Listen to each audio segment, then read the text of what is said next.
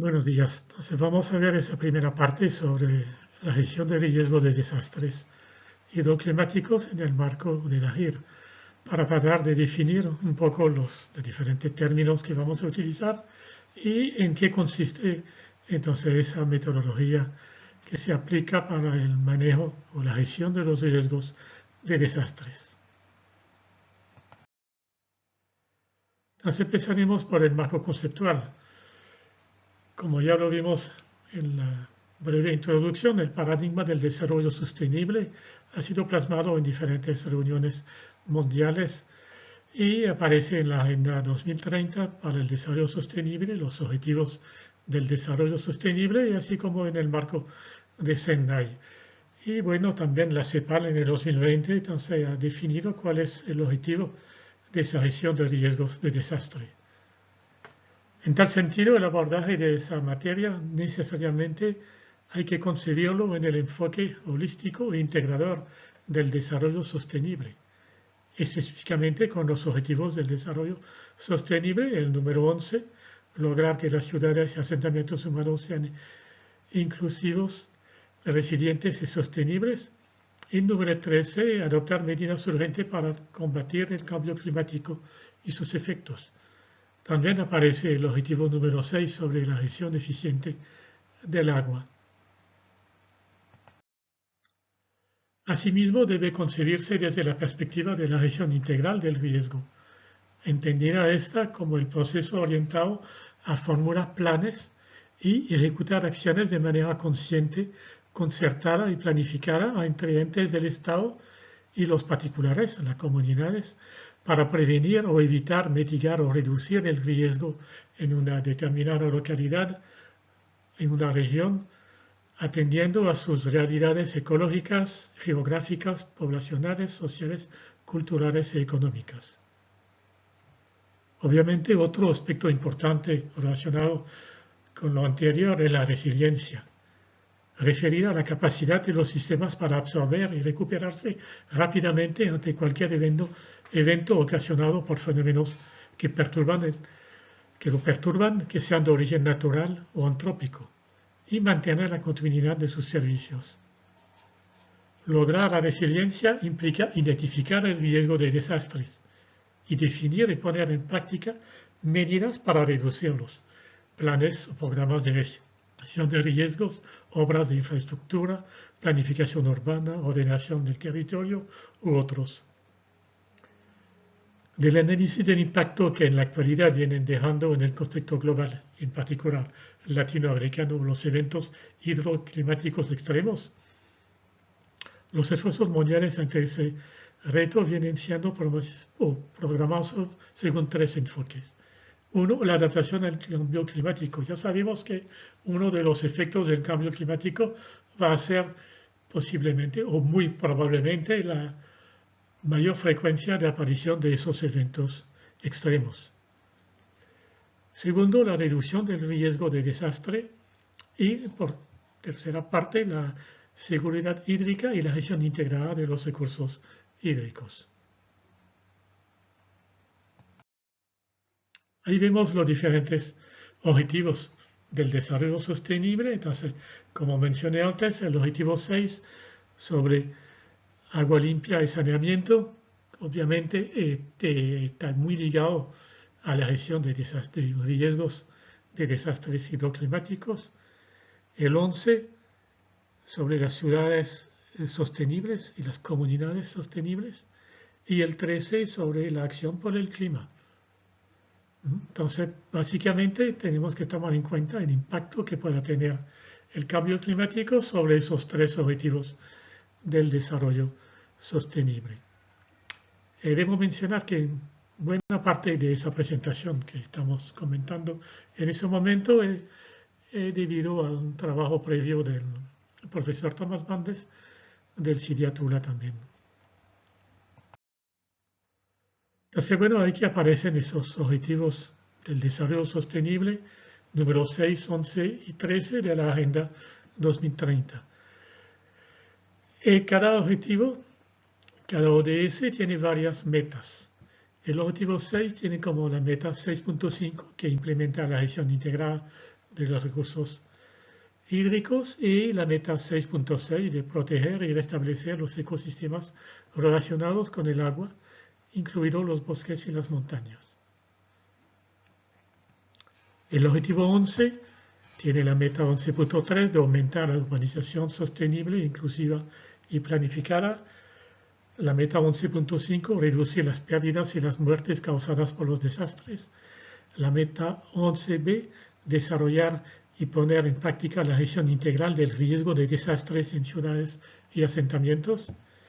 Y la meta 11c, proporcionar apoyo técnico y financiero para la construcción sostenible y resiliente. Finalmente, la meta 13, el objetivo 13 tiene la meta 13.1 de fortalecer la resiliencia y la capacidad de adaptación a los riesgos relacionados con el clima y los desastres. La meta 13.2 de incorporar las medidas relativas al cambio climático en las políticas, estrategias y planes nacionales. La meta 13.A moviliza recursos para la mitigación y adaptación al cambio climático. Y la meta 13b, aumentar la capacidad de planificación para la gestión de riesgos asociados al cambio climático. En ese caso, en el caso nuestro, los riesgos hidroclimáticos. Entonces, vemos en esta figura un cuadro que entonces está relacionado con los riesgos asociados al recurso hídrico, que se refiere entonces a los daños y pérdidas de la población y de sus medios de vida por amenazas hidroclimáticas, inundaciones, aludes torrenciales, pero también sequías, movimientos en masa, etc., lo que veremos durante ese módulo.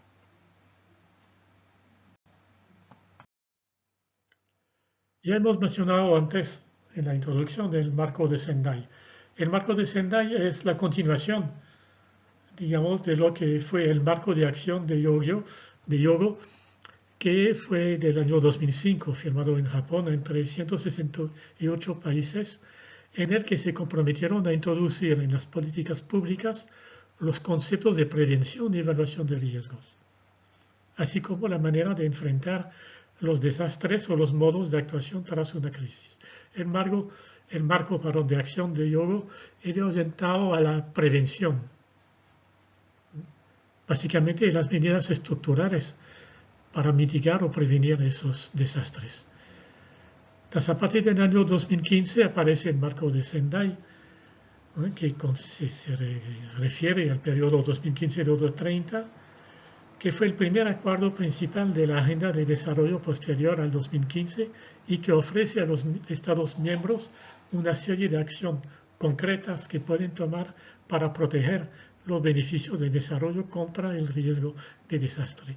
Entonces, cuando el marco de acción de Hyogo estaba orientado hacia la prevención, el marco de Sendai está orientado hacia la gestión del riesgo de desastre.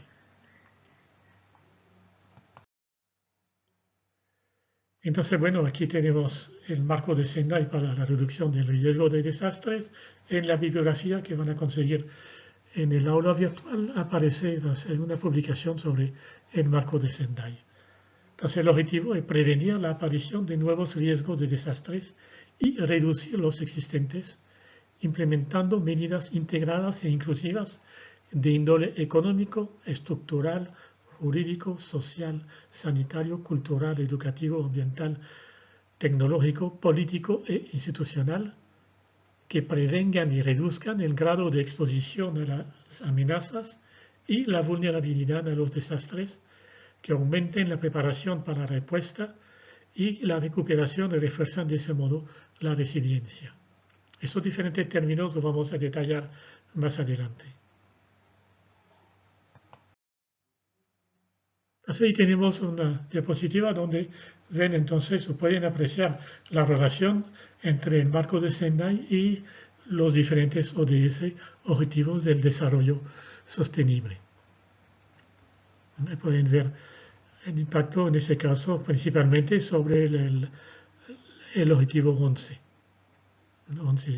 la meta 11.5, 11b y también el objetivo 13 con la meta 13.1. Ahora bien, eso estaba relacionado a nivel mundial. Ahora si nos enfocamos sobre Venezuela, ¿cuáles son los instrumentos legales vigentes que permiten entonces la gestión del riesgo de desastres? Primero, más arriba está la Constitución de la República Bolivariana de Venezuela. Por debajo está la Ley Orgánica de Seguridad de la Nación. Está la Ley Orgánica de Ordenación del Territorio, está la Ley Orgánica del Ambiente, está la Ley Orgánica de Ordenación Urbanística, la Ley Orgánica del Poder Público Municipal, la Ley Orgánica de los Consejos Comunales, la Ley Orgánica de las Comunas. Está también la Ley de Gestión Integral de Riesgos Socionaturales y Tecnológicos y, por supuesto, está la Ley de Aguas.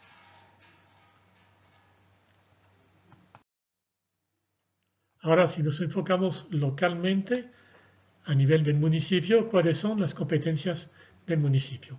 Ya sabemos lo que existe más arriba a nivel nacional, a nivel regional, pero ahora si vamos localmente a lo que es competencia del municipio, primero está la ordenación territorial y urbanística. Pues es una competencia concurrente con otros organismos, pero es parte de las competencias del municipio.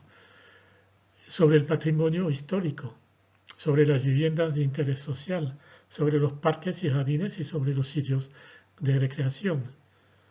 Está todo lo que se refiere a la vialidad urbana, circulación, ordenación del tránsito de vehículos y de personas en las vías municipales y los servicios de transporte público.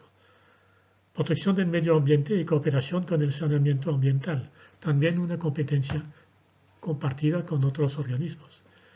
El aseo urbano y domiciliario, comprendido los servicios de limpieza, de recolección, tratamiento y la protección civil.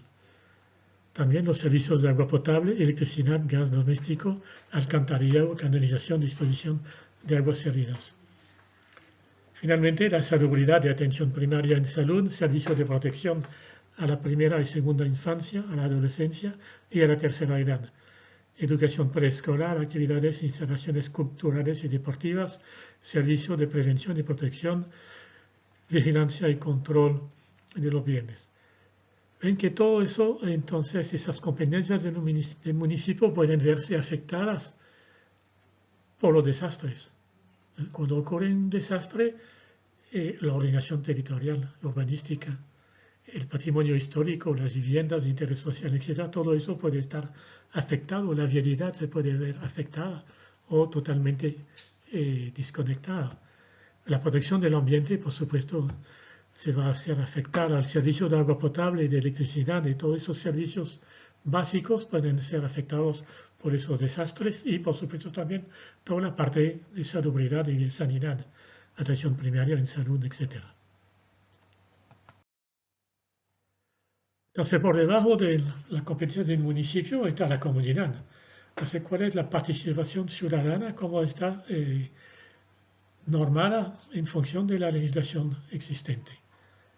Entonces, cabe mencionar que para concretar los mecanismos y espacios de participación se crean los consejos locales de planificación pública, tal como lo establece expresamente el artículo 182 de la Constitución Nacional.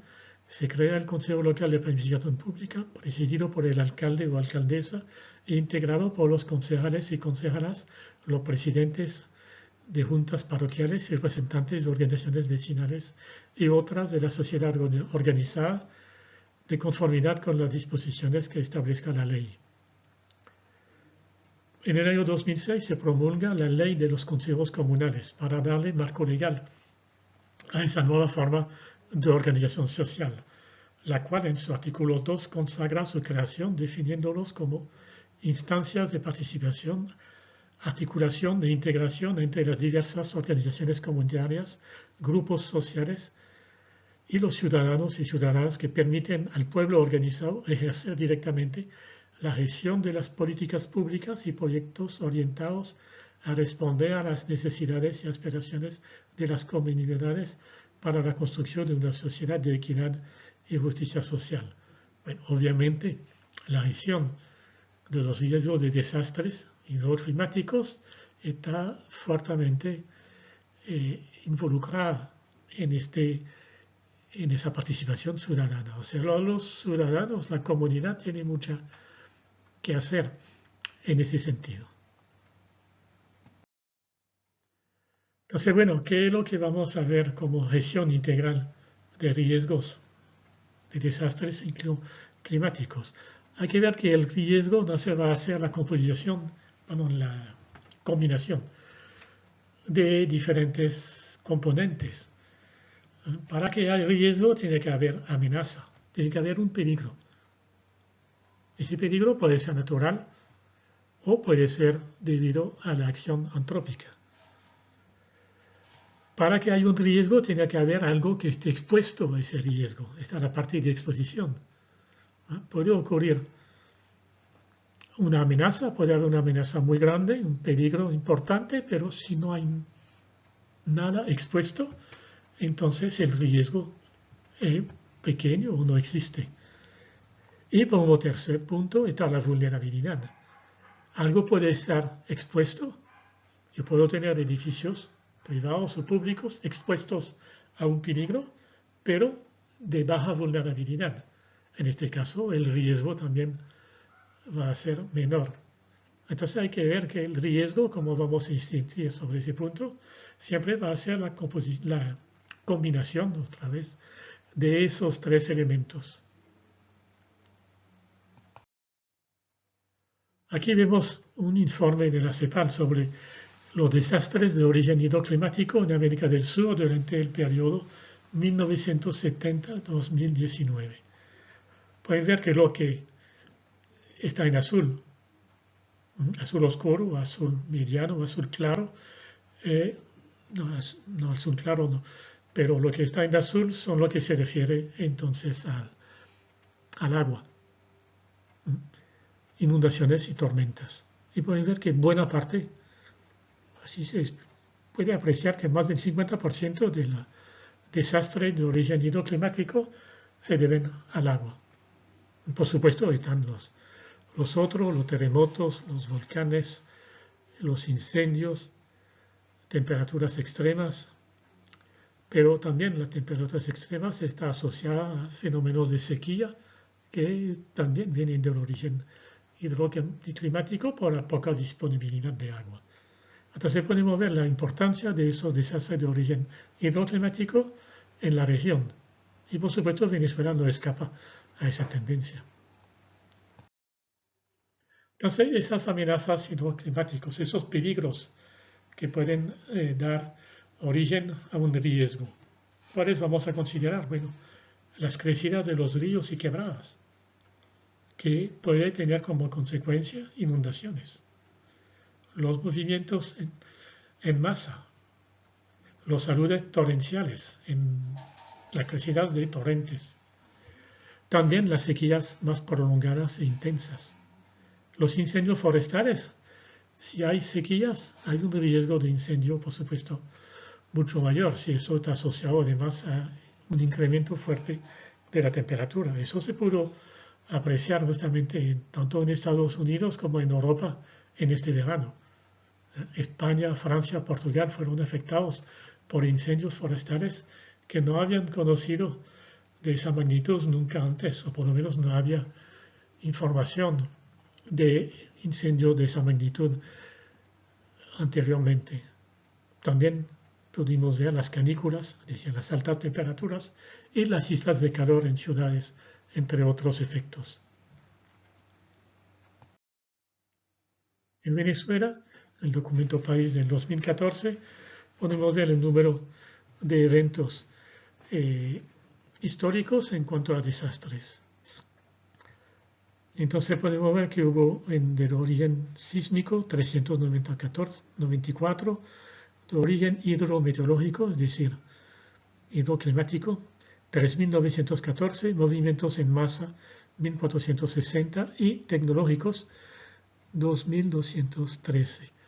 ¿Qué se entiende por evento tecnológico? Bueno, es un evento de origen antrópico donde la tecnología ha provocado un desastre. Puede ser, por ejemplo, un vertido de productos químicos, un incendio de origen industrial o humano, etc. Entonces, volviendo a la amenaza, el peligro. Para que haya un riesgo, tiene que haber un peligro. Puedo tener algo muy expuesto, puedo tener algo muy vulnerable, pero si no hay peligro, si no hay una amenaza, entonces el riesgo no existe. Entonces, una amenaza natural es un peligro latente, potencialmente desastroso, que existe en la naturaleza, asociado, por supuesto, a una cierta probabilidad de ocurrencia. Por ejemplo, la crecida de un río. Un río, caudal de un río tiene una cierta probabilidad de aparición, de existencia, o un cierto tiempo de retorno. Entonces, a esa crecida del río está asociado una amenaza, que es un peligro latente, potencialmente desastroso, que puede ocurrir entonces con cierta probabilidad de ocurrencia. Entonces, evaluar la amenaza es pronosticar la ocurrencia de un fenómeno con base en el estudio de su mecanismo generador, en el monitoreo del sistema perturbador y en el registro de eventos en el tiempo. Por ejemplo, si vemos lo de los movimientos en masa, para que el movimiento en masa ocurra, puede ser debido, a un evento de lluvia extrema o a un detonador, un sistema perturbador que provoque entonces ese movimiento en masa. Entonces, para los diferentes tipos de amenaza podemos tener necesidad del estudio de esos diferentes fenómenos. Es lo que pueden ver tanto en el texto como en la figura que ven en la parte derecha de la diapositiva. Esa presentación, la van a tener disponibles en el aula virtual, pero también estará en la bibliografía la misma en PDF, por supuesto sin el audio, pero para que la puedan consultar en cualquier momento. Ahora bien, si tenemos la amenaza, ahora tenemos que ver la parte de vulnerabilidad. La vulnerabilidad global va a ser la interacción de factores y características internas y externas que resultan en la incapacidad del sistema, una cuenca, una comunidad, una ciudad, un territorio, de responder adecuadamente ante la ocurrencia de una amenaza determinada. Entonces, esa vulnerabilidad global está integrada por diferentes vulnerabilidades, como lo pueden ver en esta gráfica. Puede haber la vulnerabilidad física, la vulnerabilidad social, educativa, ecológica, económica, técnica, ideológica, política y cultural. Entonces vamos a detallar algunos de esos aspectos. La vulnerabilidad física es lo que más comúnmente uno imagina que pueda pasar. Esa vulnerabilidad física está referida directamente a la ubicación de asentamientos humanos en zonas de riesgo y en la deficiencia de sus infraestructuras para absorber los efectos de dichos riesgos. Es aquella asociada a la deficiencia de las características físicas y en la ubicación física de los elementos en riesgo. Si tengo, por ejemplo, unas construcciones de madera ubicadas en la planicie de inundación de un río, son elementos muy vulnerables, tenemos una vulnerabilidad física alta. Entonces, ¿cuáles son los indicadores de esa vulnerabilidad física? La localización de asientos humanos en zonas de riesgo físico, deficiencias en estructuras. Yo podría tener edificaciones en zonas de riesgo, pero siempre cuando estén construidas en función de esa amenaza. Entonces, deficiencias en estructuras y obras físicas debido probablemente a la falta de planificación, a la falta de aplicación de normas y reglamentos, a falta de opciones de menor riesgo y, por supuesto, también, desafortunadamente, a la pobreza, que obliga muchas veces a la gente a ubicarse en zonas donde no deberían estar. Otra compuesta de esa vulnerabilidad global es la vulnerabilidad social. es aquella asociada a la deficiencia en los mecanismos de organización, participación y gobernanza de las comunidades y de la sociedad en su conjunto.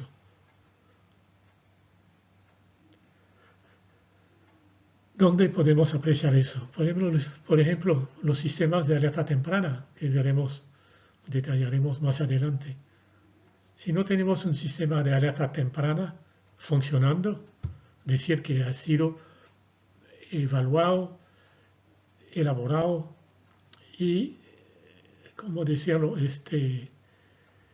desarrollado con la comunidad, en conjunto con la comunidad, que ha sido aceptado por la comunidad. Entonces tenemos una vulnerabilidad social importante. Los indicadores, bueno, bajo o nulo nivel de organización en las comunidades. Organización que involucra solo a una parte de la sociedad. Falta de liderazgo, falta de capacidad de gestión, falta de programas y proyectos de desarrollo, falta de planes ante emergencia o desastres y una escasa participación social. Volviendo a lo que mencionaba ahorita, los sistemas de alerta temprana, eso implica una participación de la comunidad. Primero en la elaboración de ese sistema y después en el empoderamiento de la comunidad de ese sistema. Podemos tener el mejor sistema de alerta del mundo, pero si la comunidad no lo acepta, si la comunidad no está familiarizada con su funcionamiento, si la comunidad no está en capacidad de utilizarlo, entonces no va a tener efectos. Y la vulnerabilidad social, por supuesto, va a ser mayor. Otro compuesto importante es la vulnerabilidad ambiental o ecológica. Esa la definen las condiciones ambientales y ecológicas presentes en una zona. Eso es cuando mayor sea la degradación ambiental o cuando menos sostenible sea el uso dado a los recursos naturales presentes, mayor será la vulnerabilidad ambiental. Es aquella asociada a la susceptibilidad de los ecosistemas a ser alterados por la ocurrencia de amenazas. La predisposición es determinada por el grado de deterioro de los recursos naturales y el ambiente por causas naturales o antrópicas. Por ejemplo, un incendio forestal, una inundación que puede provocar la inundación en el ambiente. Va a tener consecuencias en la parte paisajística, por ejemplo, después de una crecida de un río, del paso de un huracán, etc., cómo queda el paisaje, cómo queda el aspecto paisajístico del ambiente. ¿Cuáles son los indicadores? Bueno, la erosión, la deforestación, la construcción de carretera y espacios urbanos de grandes dimensiones, la contaminación, la alteración de humedales. Por ejemplo, tener un relleno sanitario, hablamos de un botadero de basura en una zona inundable. ¿Qué consecuencia va a tener eso sobre la contaminación de los suelos y de las aguas subterráneas, por ejemplo? Entonces es importante tomar en cuenta también esa vulnerabilidad ambiental como parte de esa vulnerabilidad global. Entonces, volviendo ahora a los conceptos de amenazas y desastres, vemos que los desastres son las manifestaciones de un fenómeno o un evento de origen natural o provocado por el hombre que se presenta en un espacio y un tiempo limitado, ocasionando trastornos en la vida normal de las personas, posibles pérdidas humanas, pérdidas materiales y económicas, según sea mayor o menor su impacto. Si esos fenómenos no afectan al ser humano, se denominan simplemente fenómenos naturales. Ocurre una crecida, desbordamiento de un río o una zona despoblada que no afecta nada la agricultura, ni ninguna industria, ni vialidad, ni edificaciones, etc. Bueno, va a ser simplemente un fenómeno natural. Pero si estos se tornan peligrosos, entonces se denominan amenazas naturales. Y si esa amenaza provoca daños o pérdidas en un escenario, es un escenario de desastre natural. Por supuesto, el desastre en sí no es natural. El desastre ocurre por un fenómeno natural que va a provocar daños por efectos de la exposición y efectos de vulnerabilidad. Entonces, bueno, ahí podemos ver esa gráfica que nos define entonces la probabilidad de tener un desastre, la existencia de un desastre. Tenemos la amenaza, tenemos la vulnerabilidad, entonces esa combinación de amenaza y vulnerabilidad nos define el riesgo. Solo la presencia en forma conjunta de amenaza y vulnerabilidad en el mismo lugar crea un riesgo de que al producirse un evento concreto pueda convertirse en desastre. Cuando hablamos de vulnerabilidad estamos incorporando en forma implícita ese componente de exposición. Si no hay nada expuesto, por supuesto no hay tampoco vulnerabilidad. Hablamos de la vulnerabilidad de los elementos expuestos. Entonces ahí pueden ver entonces los diferentes ejemplos de probabilidad de ocurrencia de un desastre. La diferencia fundamental entre la amenaza y el riesgo está en que la amenaza o el peligro está relacionado con la probabilidad de que se manifieste un evento natural o un evento provocado, mientras que el riesgo está relacionado con la probabilidad que se manifiesten ciertas consecuencias, las cuales están íntimamente relacionadas no solo con el grado de exposición, sino con su vulnerabilidad, como acabamos de verlo, ¿no? Entonces, amenaza y riesgos no son sinónimos. Otra vez, como lo dije antes, puede haber una amenaza muy importante, pero si no hay exposición y no hay vulnerabilidad, no hay riesgo. Y por el otro lado, yo puedo tener elementos expuestos, elementos vulnerables, pero si no hay amenaza, tampoco vamos a tener riesgo. Entonces, cuando hablamos de gestión integral del riesgo, ¿cuáles son las etapas que podemos tener? Ya, el texto que pueden ver a la derecha, a la izquierda, perdón, de lo que acabamos de ver, la diferencia fundamental entre amenaza y riesgo. El riesgo está relacionado con la probabilidad de que se manifiestan diferentes consecuencias. Entonces tenemos una gestión prospectiva. La gestión prospectiva en no generar condiciones de riesgo. Eso está, como lo pueden ver, eso está íntimamente ligado a la parte de ordenación territorial. No tener elementos vulnerables expuestos en zonas de amenaza. O tratar de disminuir la amenaza. Si ya esos elementos están presentes, entonces ¿cómo puedo reducir la amenaza? Reducir las consecuencias que pueda tener la amenaza sobre esos elementos expuestos y o vulnerables. La correctiva. Bueno, reducir los riesgos existentes. Entonces, que tener construcciones más resistentes, más resilientes. Muchas veces en todos los países se han construido estructuras a cierto nivel,